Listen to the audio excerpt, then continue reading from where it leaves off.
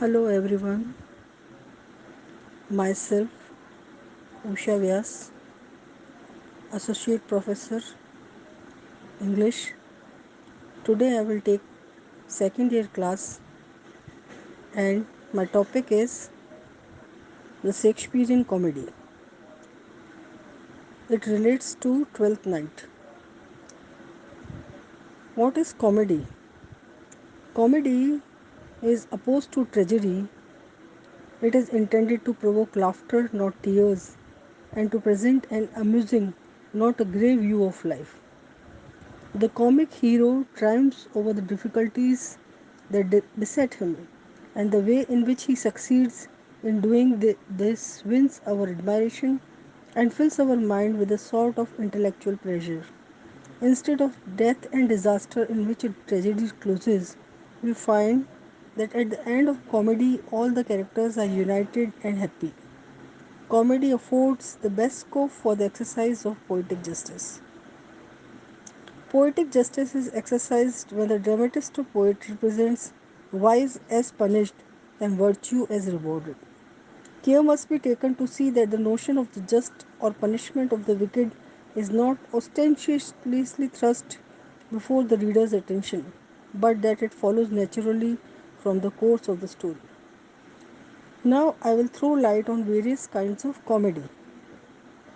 The comedy of manners.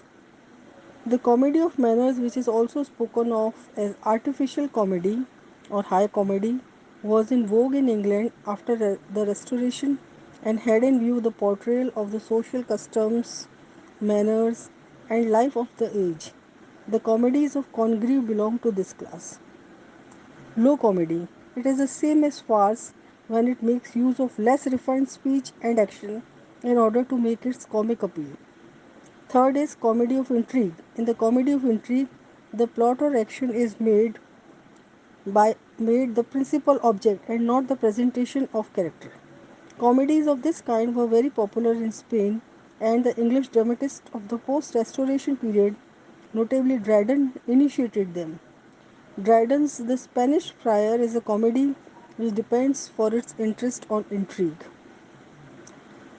Next is the comedy of character. On the other hand, the comedy of character, or, or as it was also called, the comedy of humor, set itself the task of presenting some special peculiarity or oddity of character, some salient trait such as determines the habitual attitude and conduct of the person possessing it. Such types are to be found in Ben Jonson's Every Man in His Humour and in the words of the French dramatist Molière.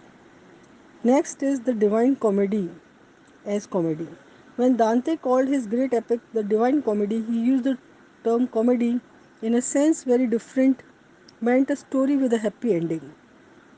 There was no notion attached to it of its being hilarious or mirth provoking. Next is tragic comedy or the romantic comedy. Tragic comedy, in its literal meaning, is a mixture of tragedy and comedy. Such a combination was repulsive to the taste of those dramatists who followed the classical tradition, and Dryden gives expression to their view in his essay on dramatic poesy. The romantic dramatists did not believe in the view that mirth was incompatible with seriousness, and therefore, in some of the most awe inspiring tragedies of Shakespeare, like Macbeth or Hamlet, there are comic scenes, that of the porter in the former and that of the grave diggers in the latter, but they do not make the play a tragic comedy, for there is a tragic note running through the whole play. These scenes are intended to provide some relief to the overwrought feelings of the audience and at the same time, by the way of contrast, to deepen the sense of tragedy. But there are other plays which, though they end happily, nevertheless contains elements which might have turned them into tragedies, such as, for instance, Measure for Measure and The Winter's Tale. And to these, the name of tragic comedies may fitly be given. We cannot, however, speak of tragic comedy as a separate division of drama, for inasmuch as it has a happy ending, it comes under the generic heading of comedy. Thank you so much. This is all for today. See you again all tomorrow.